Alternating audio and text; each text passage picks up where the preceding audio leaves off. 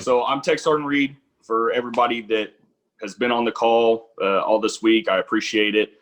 Today we have a pretty big collection of people. We have School House Instructor, Master Sergeant Burgess is on from School House. We also have RSL with Sergeant PG. And then we also have, and Sergeant Harris, I'm sorry. And we also have classifications. So these positions, I'm not gonna lie, I don't know a lot about them. I don't know what the certification process is for instructor. I don't think anybody really knows what RSL does. So it'll be kind of nice to hear, other than, oh, they're the recruiter police, what they have to do, or what their jobs are. So really excited for today. If you've been in all this week, if you have any questions, just shoot them in the text box. And with that, I'll go ahead and let Master Sergeant Burgess over at School House take it away. And again, you guys just feel free to ask any questions that you have. Good morning. How's everybody doing? Morning, I hope sir. you guys are doing great. I would love it if you could turn your videos on, though, because one thing that we teach at the schoolhouse is learn how to talk to people, and we need to be able to see our audience reaction. So I'm gonna ask everybody in this call to turn their video on so I can see some reactions. I need some love going on. You guys don't mind my son in the back, he's in school right now. I also have some very well-versed and extremely talented instructors with me as well. I got the awesome Tech Sergeant Cody Dozick, one of our primo instructors, waving his hand right there. And we also got our new addition and fine addition to the Air Force recruiting school team. Tech Sergeant Gibbs is in the house. Good morning. I'm gonna give a quick brief about the schoolhouse. But ultimately, the questions that you guys may have should go directly to those instructors, simply because they are the gurus. They're the ones that's on the podium all the time. They are the ones that are doing the job, making sure that each instructor that comes through, or each student that comes through the schoolhouse, is taught. So what we do here at the schoolhouse, number one, it is a tier 2 position for anyone that's looking at staying in recruiting. If I do it all over again, I probably would have come to the schoolhouse initially versus me going to MEPS. I did go to MEPS for 4 years, Los Angeles MEPS, after my enlisted, my EA tour. MEPS for 4 years. I went to be on the flight chief, and then I came here at the schoolhouse as a flight chief. Here at recruiting school, you get the opportunity to teach everything that you learned over the last 3 to 4 years. I mean, that's just the bottom line. But there's obviously, processes that you have to go through. The basic instructor's course, you have to go through an internship, and you'll eventually be released to teach a class. Keep it down, buddy. Be able to teach a class on your own. We are a school, and I want to say, if somebody can correct me if I'm wrong, we are the only second tier and graduated flight chief position in AFRS that you can earn a third or second CCAF. Here at recruiting school, you'll be able to get your CCAF in instructor technology and military science. I think that's the name of it. Every instructor, once you complete your internship, you apply for it, and I think it's after close to a year, you can earn an additional CCAF to add to that toolkit that you guys already have. Recruiting school is a challenge. Being on podium is tough, and that's why I got 2 instructors here to be able to help you through that and give you additional information on how tough it is. The easy parts, obviously, we chilling right now. We're in polos, hanging out. But when we are on podium, we are on the grind. So I'm gonna hand it over to Tech Sergeant Dozick, if you would like to go first, and Sergeant Gibbs, and they can answer any questions that you may have. And I'm here as well.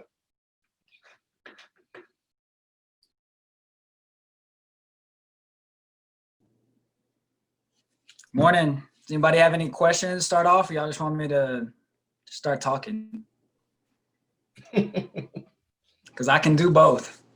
Go ahead and start talking, man. All right, well, I'll just start talking then. So, kind of like Sergeant Burgess, after my first EA tour, I went to MEPS and did 3 years at Montgomery MEPS, and then was able to come over here to the instructor school, or to the recruiting school. And I would say what you're going to do, or what you plan on doing in your next tier, is going to determine on some of what your goals are. For me, flight chief was not something, or is not something, that I'm super looking forward to and that I really want to do, but I knew within myself that I wanted to work on me and some of the things that I want to do after the Air Force, such as being comfortable in a setting like this. So a year and a half ago, me sitting in front of the screen talking to each one of you, it would have went really bad. I would have sat here and my way all the way through it, and it just wouldn't have been good. And so I knew that that was something in me that I wanted to perfect, which was being able to speak in front of people and just learn more about recruiting. As far as going into flight chief, that MEPS job that I did before this, I think that really will help help set you up to become a great flight chief, as well as some of the ops positions, learning a little bit more background on that. But as far as a recruiting school, I have loved each and every minute of it since I started, like I said, about a year and a half ago. It not only, like I said, it has helped me with just, I guess, overall public speaking, but also taught me a lot more about recruiting, getting to know some of the recruiters, some of the struggles that they're going to be facing coming into their first assignment as a recruiter. Any questions yet? Y'all just want me to keep talking? Yeah, as far as the certification process, what are some of the tasks that you're evaluated on, and like what are the benchmarks? When are you expected to progress all the way up to you being released to be able to instruct classes on your own? So as far as being able to instruct classes on our own, they do have a setup where we do our first class as a joint with an instructor that's seasoned, that knows what to do, that knows how to teach the material, that knows how to handle a class, and they'll have us teach our first class, kind of that left seat, right seat idea behind it. But we'll sit there and have that certified instructor, that seasoned instructor, sit there and help kind of coach us through it, and where they'll teach a little bit, have us teach a little bit. And then throughout that process, they have us do, we get evaluated. We have someone on the instructor staff. It's either the one of the ISs, the instructor supervisor, or flight chief will come and actually watch us teach a lesson from beginning to end, and then severely critique us on what we're doing wrong. It's not one of those things where they sit back and grade us and then we get done and they say, hey, you did a great job, keep it up.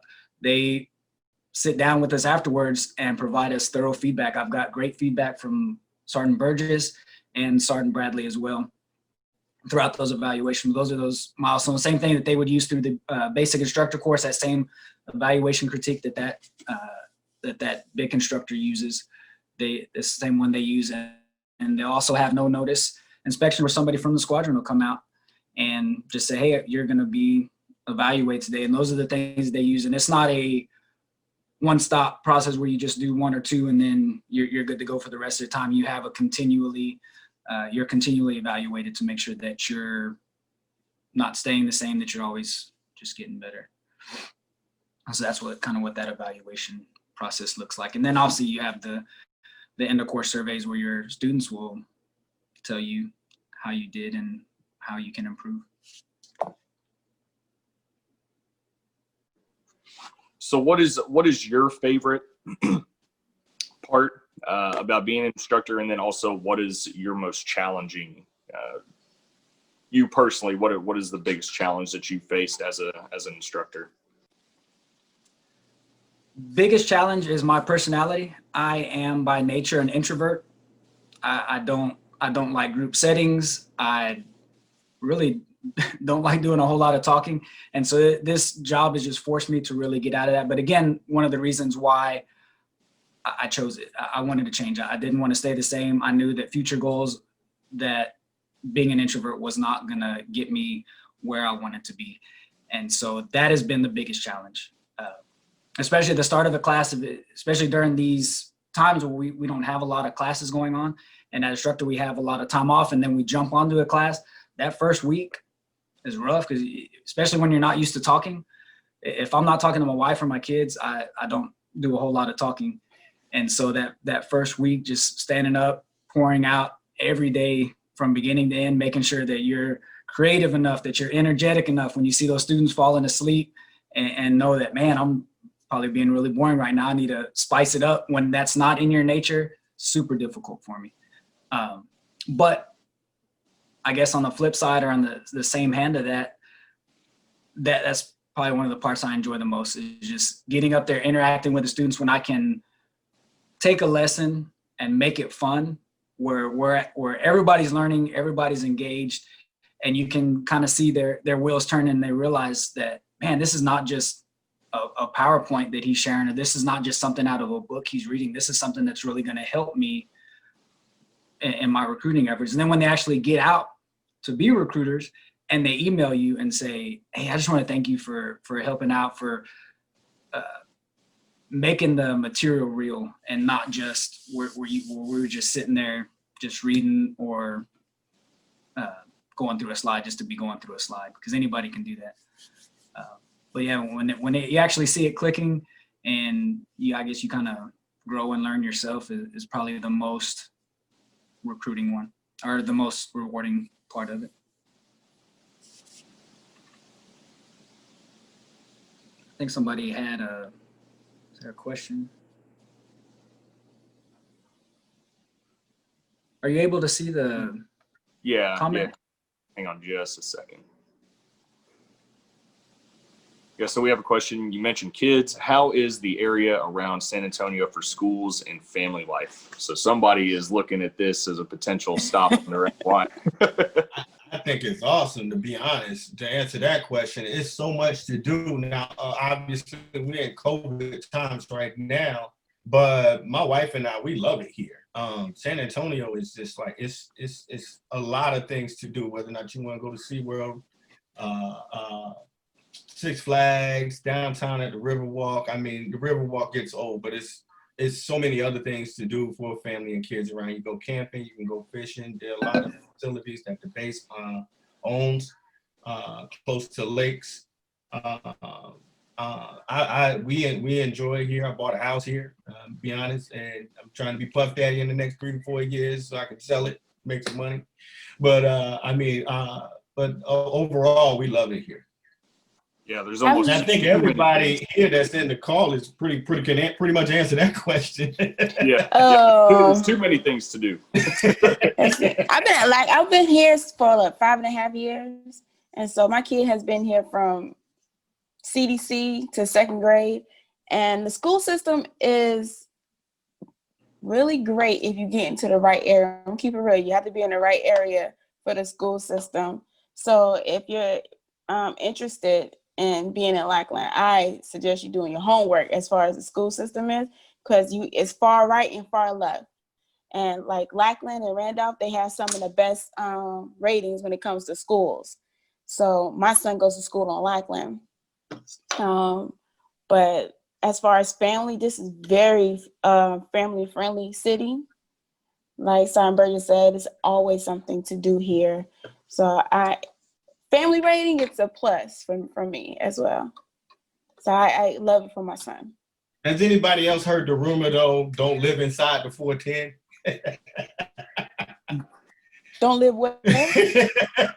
Don't live inside the 410 loop.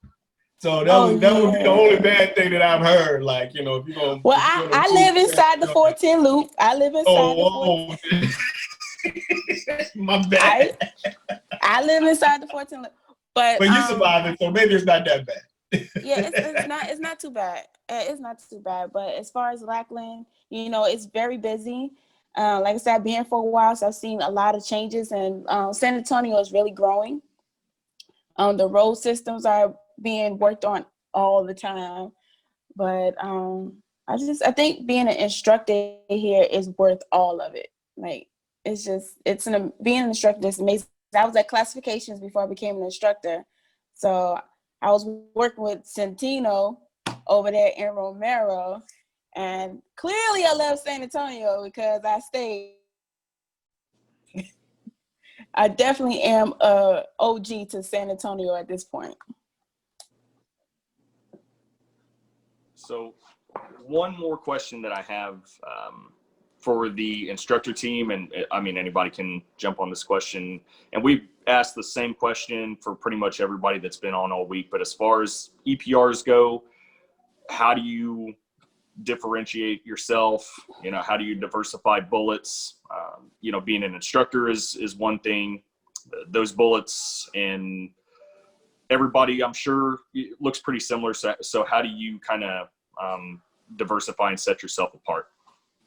Well, that's the unique thing about being here at the schoolhouse is that we don't fall under AFRS. We fall under the training wing here on base. So how do you distinguish yourself from everybody?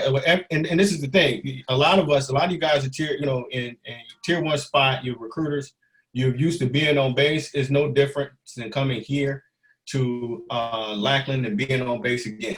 Basically, you compete against everybody within your squadron, in the group, and within the wing. Now, with that being said, my staff, I think we recently had 4 people make master. We have 1 make tech, and every last one of them have been actively involved in not just necessarily the squadron, but the base. 3 of our guys board the base 5-6. We got the president, vice president. I think Reed is community relations or something like that. They all made master. And they all separated themselves by doing certain things like that, getting out into the field, getting out into the base and being involved. It's not that's definitely based off of my 4 years now being here and seeing about 6, 7, 8 people promoted here at since during my tenure. They all separated themselves by being more involved in the squadron and being more involved on the base. And I mean, and to answer your question, I think that's a great question. It's going to be a slightly bit of more of an uphill battle here because you got to get your name out there. You got to walk down the hallway. You just can't stick to recruiting school. You got to be involved in what contracting is doing, what leadership is doing, not necessarily at the squadron level, but at the group level and at the wing level. And there's several opportunities here to make sure that you can get more involved here on base. So the separator, to answer your question, is the more base involvement here at Air Force Recruiting School. Yeah, that's really good to hear because there's a lot of people, and that is a common concern with staying in AFRS. A lot of the CFMs, I know my CFM told me the same thing, was, hey, look, it's really hard to promote in AFRS if you stay. You need to come back to the career field. Right before I left DA, I made 10. So that kind of debunked that. But I know that is a common concern with a lot of people, is if I stay in AFRS, am I going to stagnate? But I do agree with you. You have to diversify if you have the opportunity, which, you do. There at the schoolhouse, being able to take advantage of everything that's online. But that's a really good thing and a really good resource. And it kind of separates. And when it comes to the boards and stuff like that too, sir, it kind of separates you from everybody else in AFRS because we still compete against AFRS. Those EPRs, when it comes to the board, it's still going to an 8R.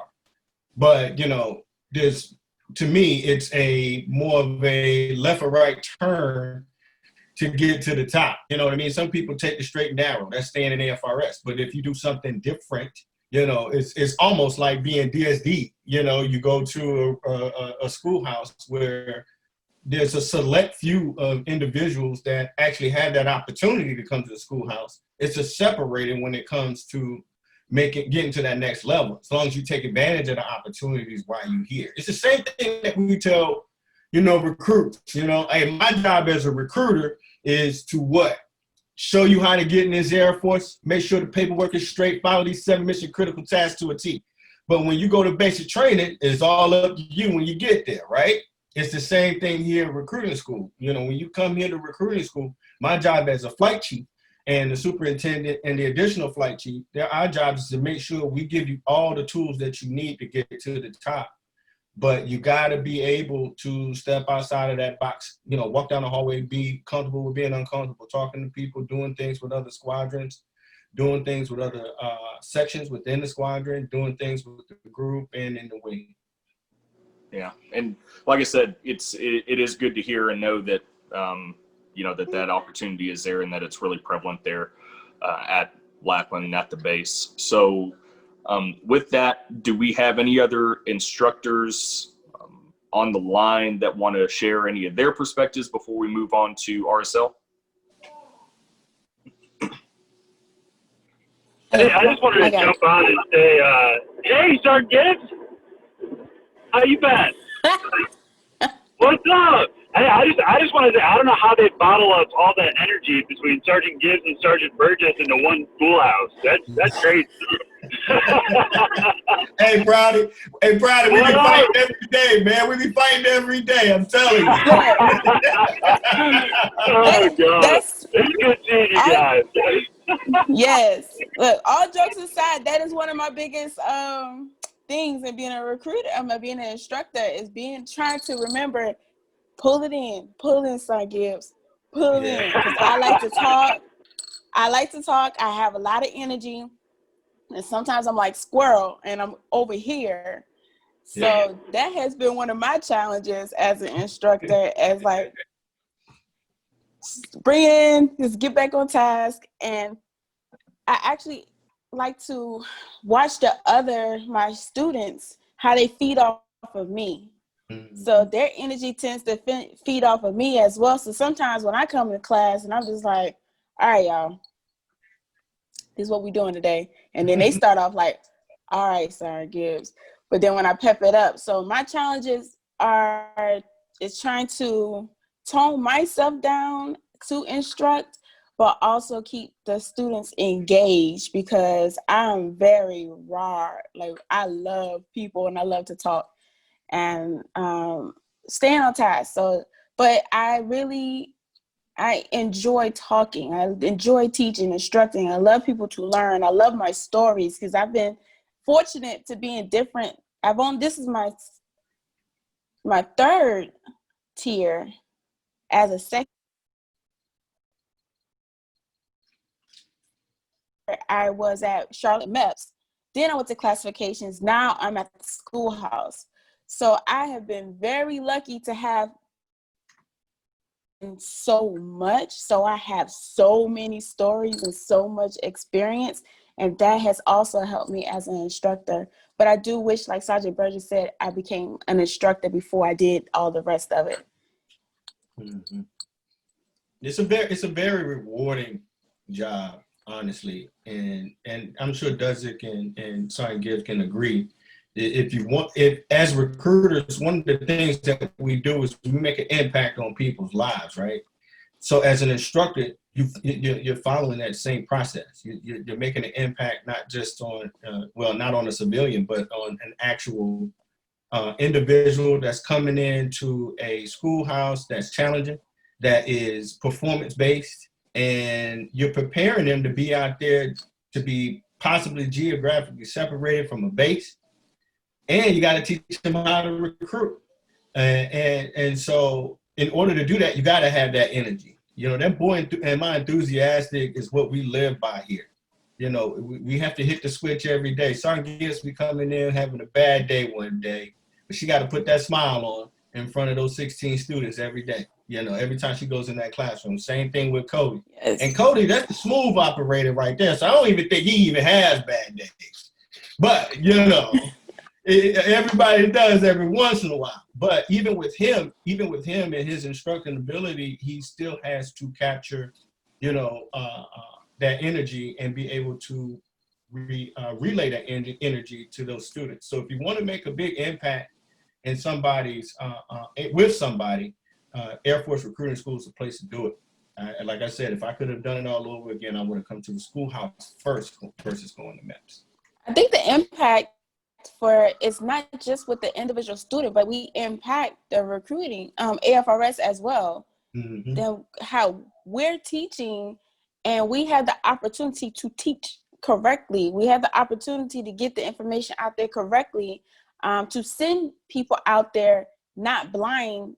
Because for me, when I was sent out to my recruiting office, I was lost for a little while, and so I make it a point to make sure I do not send individuals out there as lost as me. You're gonna be lost, period, because everything is different off the what squadron you're in, what flight you're in. So expectations and things like that are different. However, I take pride and I make sure that I teach to my best ability and get those small things in there, because you do impact not only just the recruiter, but AFRS. Mm-hmm. Well said, Sergeant Gibbs. Thank you. Well, thank you. I appreciate everybody's time, instructor team, and getting on and sharing some of your experiences. Again, for anybody that has any questions for any of the instructor team, if y'all can, or if you don't mind, just putting your information, like email, in the chat. That way, if anybody wants to reach out, they can ask you a direct question. But now we want to transition to RSL with Sergeant Harris and Sergeant PG. So either one of y'all can, lead off, kind of tell us a little bit about where you're coming from. Go ahead. I'm sorry. It's Sergeant Harris. Sorry, we got a couple of trainees in the office, so we're trying to multitask, which is kind of like the story of RSL, right? We're always multitasking. Okay. So Sergeant PG's taking care of him now, so I'm back here. So I'm about me, Sergeant Harris. This is my second tier 2, actually. I've been in recruiting for about 8 years now. I've been in total 12 years. I was at recruiting in Pine Bluff, Arkansas. Then I went to Jacksonville, Florida, MEPS, and now I'm here at RSL. So RSL as a job is not at all what I thought it was going to be coming into it. It's almost like customer service. We deal with a lot of separate issues. So our main thing is being the liaison between recruiting and BMT. Any issues they have on the BMT side that deals with recruiting, such as any paperwork issues, MEPS issues, things of that nature, they come to us. We also deal with, what we're known for dealing with is recruiter impropriety, right? People think we're like the recruiter police is the name we have for ourselves. But I like to think of us more so as, hold on one second.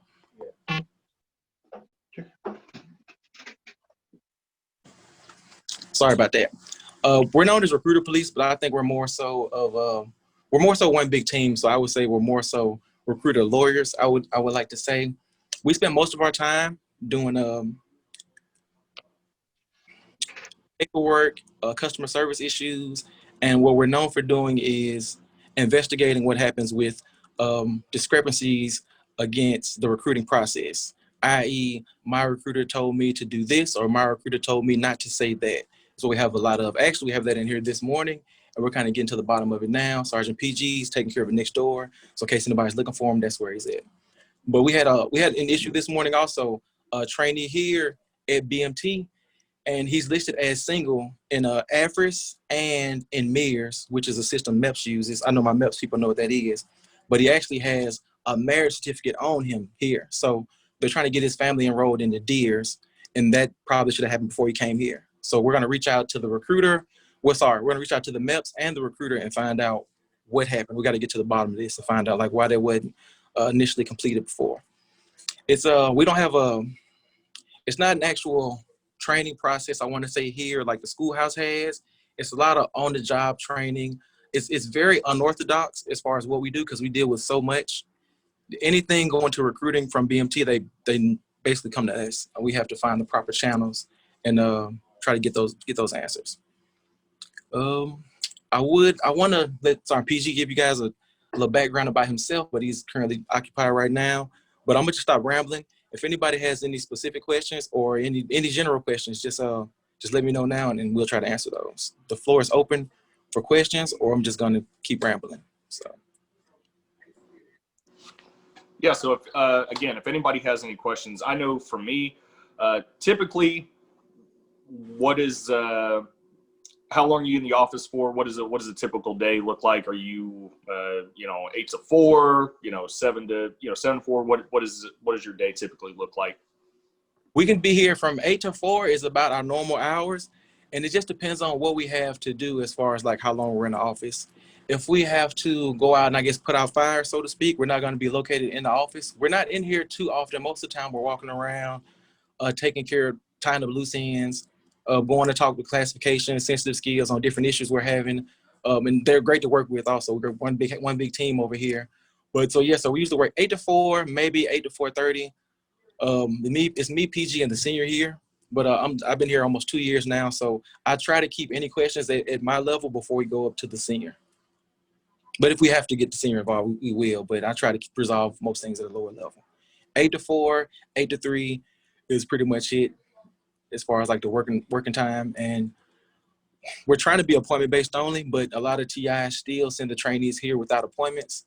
So we'll just usually send them back and let them know to make an appointment before they come, because as you know, in recruiting, you have to control your schedule or your schedule will control you.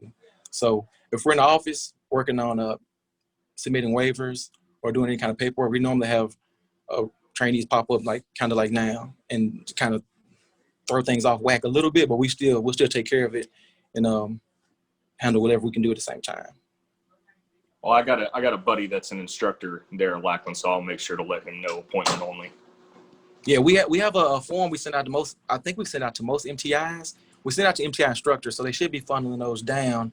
But I'm not sure if they just don't like to read or if they just. So we would appreciate that very much. I got you. Okay, and then we do have a question. Once issues are discovered, do we then create means or practices to prevent them from happening? Who is tasked with that, if so? Yes, so that's a good question. So any issue we have as far as like, I'll go over what we have today, like a recruiter allegation or anything along the lines of my recruiter. If a trainee comes here and gets disqualified for any reason, a lot of times they'll say it was my recruiter that did this or didn't do that. So if that happens, we do our interview / investigation. We go through AFRIS, get a really good word picture, and we'll call the recruiter and or flight chief. I normally call the flight chief at the end. It's the way I like to do things, just to go over lessons learned moving forward. If we can't determine what actually happened now, if something actually happened and we have proof, whether it be AFRIS, text message, any kind of hardcore proof, then it's above our level then. But just as far as like us in AFRIS trying to get a decent word picture, we'll talk to the flight chief about lessons learned and what happened with their recruiter moving forward to prevent it from happening again. We haven't had, let me knock on wood, we haven't had any repeat allegations on the same recruiter or any repeat offenses since I've been here that I know of. So I think our lessons learned we send out to the flight chiefs it's got to be working, because we haven't had the same thing happen with the same recruiter. I got you. Okay, and so medical issues that's I would think a big issue where they go through. So if there is a case where you have to submit, or is there a case where you have to work the SG process, you have to submit an SG waiver on behalf of the trainee / applicant? What do you have to track that process through AFRIS, or how do you handle that? We don't submit, our office won't submit any waiver process, any SG for approval process at all. The waivers we would submit would be an eligibility to stay in the Air Force type deal. We wouldn't do any medical as far as getting approved. That wouldn't be through our office. Medical isn't that big of an issue now. It's the main issue we see easily is, I want to say, if I could put a percentage of it, I'd probably maybe say maybe 70%, maybe 60-70% is drugs. That's the biggest issue we have. Recruits having needing a top secret security clearance, talking to sensitive skills, and they'll disclose something now that they didn't disclose during the recruiting process. So now they're going to lose that job because they can't have a top secret security clearance, period. So they'll lose that job moving forward. And now the waiver for them is to actually stay in the Air Force. So we'll get some information, interview the recruit, and talk with the recruiter and or flight chief and try to determine what happened. So a good example of what we do is, if this trainee comes in and says they use drugs for whatever drug it may be, we'll pull up 10, maybe 15 of that recruiter's other sessions for that year and see if they answer yes to any drugs at all. If they use marijuana is the main one. If they use marijuana or anything they disclose that the recruit here is saying that the recruiter told them not to disclose. And we'll kind of check that. Of this 10 trainees, of this recruiter's 10 sessions, 5 disclosed marijuana usage. Why would he tell this trainee not to use it and kind of go forward with that? You know, to add to that too, Sergeant Harris, if you actually have a recruit or a trainee that you know they're going to book a sensitive skill job, let them know, like if it's marijuana or anything, like their final grace period is when they have that phone call with the investigator before they ship out. So if they tell the investigator something that they didn't tell the recruiter, when they get here and they do their interview, there'll be a grace period. If not, then, you know, they're telling you the first time, first disclosure here, they're done. So that's like one thing, you know, you guys might want to tell your recruits. Yeah, that's a beautiful point. And also onto that, we've all been recruiting before, us in tier 2, so we know how the recruiting process is. So I know most recruiters are really good recruiters.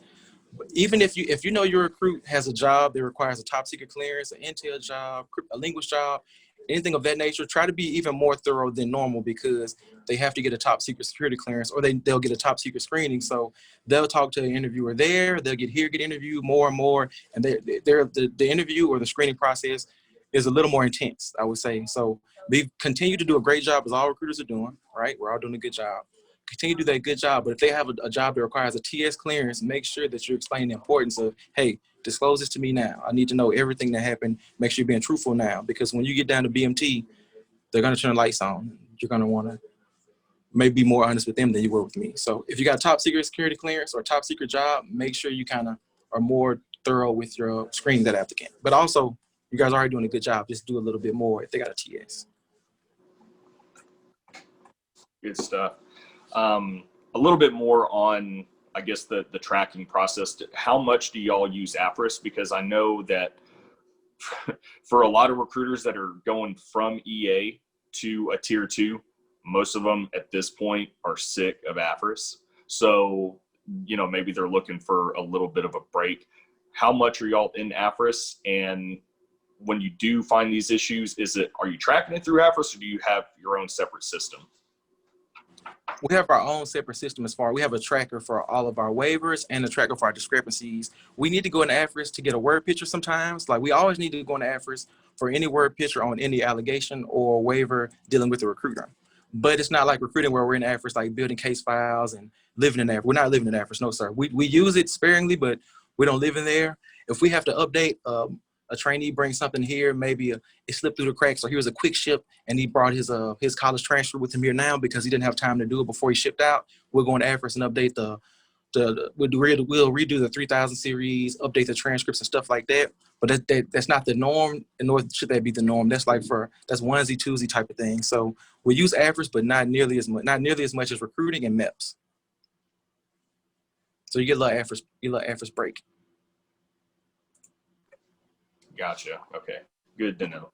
And then, like I asked the instructor team, what is your favorite part about the job, and what's the most challenging part as far as workload or, you know, any other issues like that? The challenging part was workload before we got Sergeant PG here. It was just myself and the senior. And the way I am, I try to resolve things at the lowest level. So I would try to take on a lot of tasks, because senior's got a lot of tasks he's doing at a whole nother level. So I would try to take on a lot by myself. And that could be a bit overwhelming at times, but I try to do a pretty good job of planning my day and things like that. So now it's myself and PG here. So it's not as bad as workload. What I like the most is, what do I like the most about RSL? Probably visits from the schoolhouse. It used to be my thing, but no one comes over anymore now, you know, because of COVID and whatnot. Yeah. But I do like being able to work, kind of work, have our own section. It's just 3 of us over here, so we have a lot on our plate. But I also feel a sense of pride when we take care of an issue that could be the main factor in a trainee getting to stay here or go home. So I feel a lot of pride in doing a good job on my work, doing my interviews thoroughly, giving the recruiter a chance also. It's not like before, like I said, when it was known as recruiter police, we try to talk to everyone involved and try to send out lessons learned as opposed to just say, hey, you're in trouble, this trainee said something. So that's what I like the most, just a sense of pride in getting my work done and knowing that I'm making a difference here. At least I feel like I'm making a difference. So I got you. Yeah. And I'll let Pete, he's down with his trainees now, so he can introduce himself, give you a little bit of background if he wants to. He's only been here about 2 months. I've been here almost 2 years, so don't try to hammer him with questions. No trick questions for Sergeant PG. All right. Thanks. All right. Morning, everybody. I'm Sergeant PG. Like Sergeant Harris said, I've been here at RSL for a little over 2 months now. I'm still getting used to everything.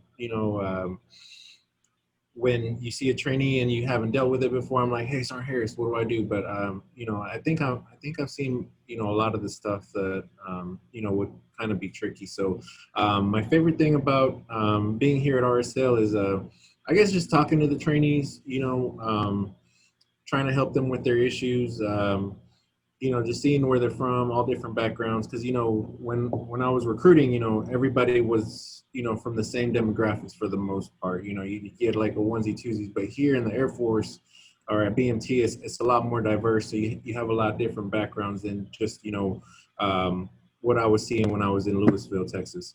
And then my least favorite part about working in RSL, I guess, it's being part of a small section. Like Sergeant Harris said, is just Senior Master Sergeant Lindoff, Sergeant Harris, and myself.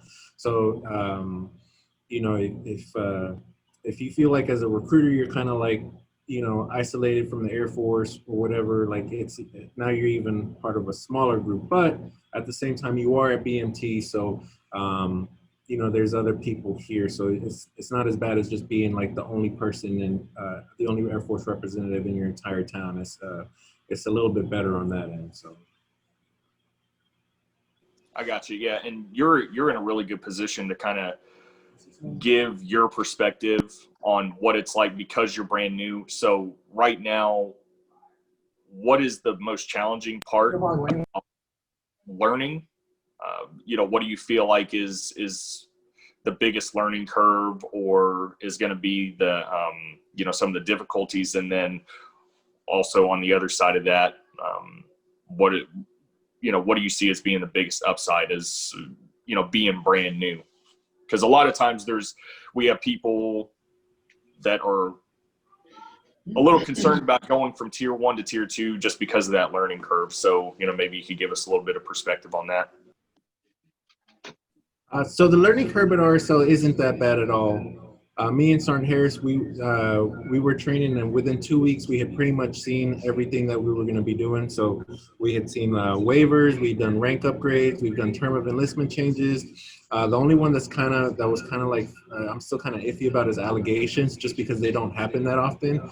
And allegation against a recruiter, most of the times you're never going to see the same thing twice. You're going to be seeing different scenarios, recruiters telling different persons different things. And then, we're trying to pick up pieces on the story, look in the recruiter's AFRIS, try to notice any trends. So, but aside from that, just doing my first waiver by myself was kind of cool. It's not like when you're a recruiter and you have to go to the police station or tell the applicant, hey, I need you to go get me these court records, these documents. It's a lot easier doing waivers here. It's a lot more streamlined. So yeah, I would say the learning curve is pretty easy. Don't like, if you're interested in doing RSL, or if you become a graduated flight chief and you see this RSL position, for the tier 3+, yeah, I mean, I would say it's a pretty cool opportunity that really doesn't have a lot of downside. I'm super interested in going to RSL after this, so put a bug in somebody's ear. But yeah, no, I appreciate it. Y'all taking time. I know y'all are busy over there, so I don't want to hold y'all up too much. So if you have anything else to add, that would be great. If not, again, put your information in the chat and y'all can bail out. But I do appreciate y'all taking the time again to talk to everyone and shed a little bit of light on what RSL does, because just in the one day that I stopped to talk to y'all and see if you could jump on the call. I learned a lot, about RSL. Oh, we're not just recruiter police. We actually do X, Y, and Z. So yeah, we're really excited to jump on and talk about it. So yeah, much appreciated. But if nobody else has any questions, we're going to jump over to classifications real quick and then kind of tie everything off. So if classifications is still on the line, you can go ahead, fire away with your process. All right, how's it going, everybody? I'm Technical Sergeant Santana over here at Classifications. Previously worked with Sergeant Gibbs, so she knows a lot what's going on here as well. So pretty much what we do here, it's kind of like a second quality control check from the recruiter. MEPS quality QC is the recruiter, and then we kind of, not technically QC MEPS, but we're making sure the trainee's record is good to go and there's no errors. So we used to see, just recently, a lot of things has changed. It started changing before COVID, but once COVID hit, it's like when things really, really started to change. But we used to see every single trainee that you shipped out. So, we're 35,000 trainees a year. We would see every single one. So I would say one of the benefits about working classifications is, you're recruiting, but you're not tied to AFRS. You're working with 2nd Air Force. Also, you get to still get a little bit of that benefit of working with the trainees, and if you see somebody and you want to, you feel like that person could be somewhere else beneficial to the Air Force, you can make that decision through your chain of command and actually help that training out. So you do get a little sense of gratification here or there sometimes as helping people, but it's something that we just do on a case-by-case basis that we have the capabilities to do. Other than that, I would say dealing with AFRIS is not, we use AFRIS every single day. My challenge was TTMS. TTMS is, if you're not operations or you're not going to deal with TTMS. So learning TTMS was a little bit of a challenge because it was a system that you always heard of in recruiting, but you never actually used it until I actually got to this position. But we use AFRIS more as just a record review, and we're not going through every single form unless we need to. So before we send anybody to RSL, if we find a discrepancy with the trainee or the record, then we'll start pulling up the drug forms and looking at the sensitive skills forms to see if that trainee is telling us what is accurate.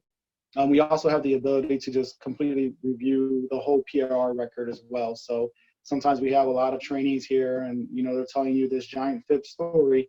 And as they're telling you, you're just in real time, just, pulling the whole entire record. And you can just turn the computer around and be like, look, this is what you said. This is what your recruiter said. And you'll give them the option to go to RSL. But at that point, once they see it in black and white, they usually back off and they're like, all right, you caught me in my lie. So other than that, I would say one of the pros, back when Shamika was still here, Sergeant Gibbs, we were pretty thick flight. We had about 14 recruiters between civilians. So the workload was a lot less. It was definitely a good time to come in and do what you wanted to do. A day typically started around like 8:30 in the morning, and we'll have like a two-hour lunch break in between. The flights will come in the morning, afternoon. And then now everything's a little changed. We no longer see GTEPs. So the GTEPs won't even come to us. We just pretty much review the records. And with the 6% open that AFRS is doing now, we probably see maybe about 15 to 20 opens a week. So you split that between 5 days, and you're maybe talking about, you may have 3 opens coming a day, or if you have a rush, it might be 10. And that procedure for that, you'll give them the booklet, and they'll get to see what jobs are available to them for that week group. Open general contracts, right? Not everyone that comes in open general is not going to book security forces. Some week groups it's on there, some week groups it's not. Also, I would like to get this out here. When I was on the bag, when I recruited out of Annapolis, Maryland, we were told like if they book a G58 or above, that's going to be all sensitive skill jobs. Like your recruit could pretty much book a sensitive skill job. That's not accurate. They'll get here and they're eligible for everything from a G43 and higher. So We've had that come by where individuals think they're entitled to have like a 1N and they're just not going to get it. Also, any kind of air crew jobs, anything that requires a flight physical, those things that we have here, we're not going to be able to do those as well. So firefighters, we're not going to be able to help them out. It's just we don't have the means to conduct those physicals here. And then as far as 1Ns, as for anything that comes with a top secret or sensitive skill job, if that AFSC is looking for it, we will know that week and we will open it up to the whole week group that comes to see us. So it's very rare that you'll get somebody that gets put into a 1N position just because it was on the sheet. It's just the time of doing the backgrounds and everything like that. It's just something that's not really feasible to get done in that short amount of time, especially with BMT being 7 weeks. Pros and cons. Like I said, our work schedule here, now we're down to about maybe 6 personnel. So about 3 active duty military and 3 civilians. So our work schedule is a little bit more tighter. We got to make sure we have coverage everywhere.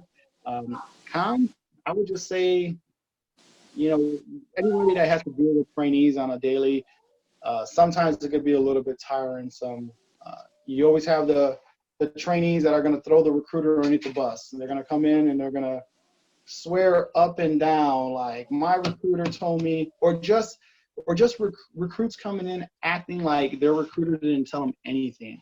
Can you tell me more about my job? Like, no, this is not time for me to sit here and spend 40 minutes telling you what your job is going to be in the Air Force. I'm pretty sure you got 4 months to figure that out before you ship out.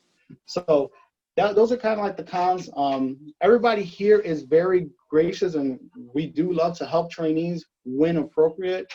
But like Sergeant Harris was talking about, the sensitive skills, if you're, if you know someone's shipping out with a top secret job, please just do your best to screen that individual and try to get everything out of them. I know recruiters, we kind of don't want to squeeze everything out of them if we don't have to. But if we're able to, it will just be helpful on our end, because right now I'm looking at our GTEP release bucket, and we have about 43 trainees that need to be reclassified. And then as far as the waivers, Sergeant Harris knows, we're sitting at 18 right now. And that just pretty much slows down the whole process for everybody here, as far as a trainee, especially just wanting to hold over status and not being able to proceed on to technical training. To piggyback off of you, Centino, I think, like, as far as classifications go, classifications is like the MEPS of the MEPS. Mm-hmm. So a lot of people, didn't know classifications existed. I didn't know it existed. I saw it come up on my list. So when you think of classifications, just think of it as the MEPS of the MEPS. So what classification's job is to make sure that this individual still qualifies for that AFSC. Make sure that individual still get a top secret clearance or a higher clearance if needed. And to ensure everything is correct before they get to tech school.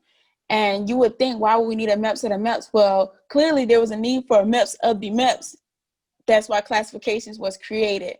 And recently classification was downsized because we got a new commander, and she didn't see fit to have everybody in all trainees to be interviewed. So like Centino was saying, we would interview guarantees, guard, reserve, anybody who came on the job would get interviewed.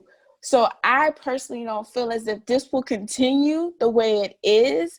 Those slots, those positions at classification still exist. They just have been farmed out. So where Centino has said, it's not a lot of them interviewers over there anymore, and they just been farmed out to do different things. However, things always change with different commanders. So if you're really interested in being in classifications, I don't think don't count it out, because I wholeheartedly believe those positions will come available again. You know how you got to let things roll, and so things start affecting and seeing, oh, we really needed classification. We really needed this step before these trainees went to tech school. We really needed this step because we were catching a lot over there, Centino. We was catching just speaking to people with guaranteed jobs. We were catching things that needed to be waived, people who shouldn't have been in the Air Force, people who didn't have the right documents.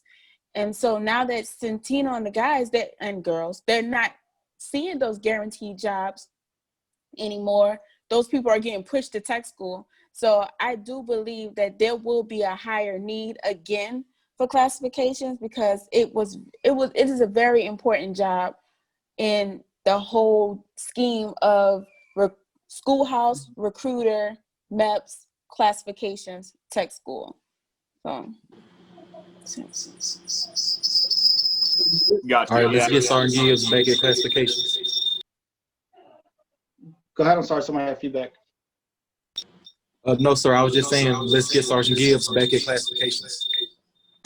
Oh yeah. No, Yeah. I was there for 5 years. I'm done with classifications. Thank you. She be talking about how she missed us. I was like, I'll give you some work. You can do some rosters if you want. I don't miss that. I miss the people.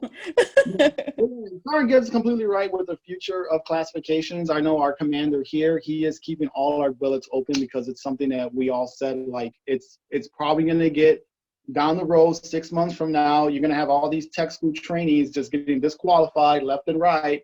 And, you know, cops without driver's license, just weird things like that. And they're going to be like, well, why are we catching this in BMT? Well, we got rid of classifications. So it's probably something that is going to come back. But if you're on the bag and you're grinding every day, I know how it is. I was on the bag too, obviously. This is exactly a perfect opportunity to come in, knock out school, do whatever it is that you want to get done. You can get your time back in working for classifications. And other than that, like I said, I've been out here for a little bit, 2.5 years. I'm not in the schoolhouse anymore, and I have not spoken large crowds and done briefings in a while. So my ums and my uns are really, really bad because it's a skill set that you kind of lose. But yeah, classifications is pretty great. And if we're still available, if you see it on your MOY list, definitely go ahead and try to get there. You'll work with Sergeant Harris. I haven't been over to the schoolhouse, but you know, maybe I'll make my way after this. But that's all I got. Any questions?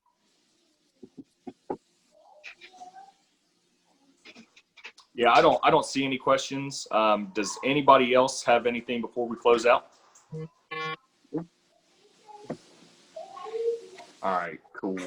So, yeah, that was exactly the reason why we put all of this together, is for that exact point that you made there last, Sergeant Centeno, is we're just trying to get this information out for anybody that's considering, you know, going from tier 1 to tier 2 or from tier 2 to tier 2. You know, it's really good insight. And again, for the tier to tier organization, just trying to help everybody out by pushing this information, because again, this is, you know, contrary to what everybody thinks, this is not common knowledge. You know, a lot of the EA recruiters, and even me as a tier 2 recruiter, we don't know this stuff. We don't know what the ins and outs of classification, RSL, or what it takes to qualify to be an instructor. I didn't know that there was no notice inspections for instructors the entire time that you're there. And so these are things that we need to take into consideration, but also the perspective on, you know, if you want to improve on this, then for sure come here. If you want to get rid of your verbal pause issue like I have, then come to the schoolhouse. You know, so it's definitely really beneficial. I appreciate everybody jumping on the call. This kind of wraps everything up for the week. Hopefully we can do this again. Huge shout out to Master Sergeant Prouty and Tech Sergeant Jones for putting this all together, giving me and Tech Sergeant Mitchell the opportunity to organize everything. And yeah, I'm not sure when we're going to do this again, but hopefully, you know, here within the next 6 months to a year or so, if we get a big following, then we'll definitely push it out there. But if that's all, thanks everybody again for rounding out the last day of the tier to tier mentoring sessions. If you want to put your information in the chat for everybody to reach out to you, then go ahead and do that. But yep, I think that'll wrap up.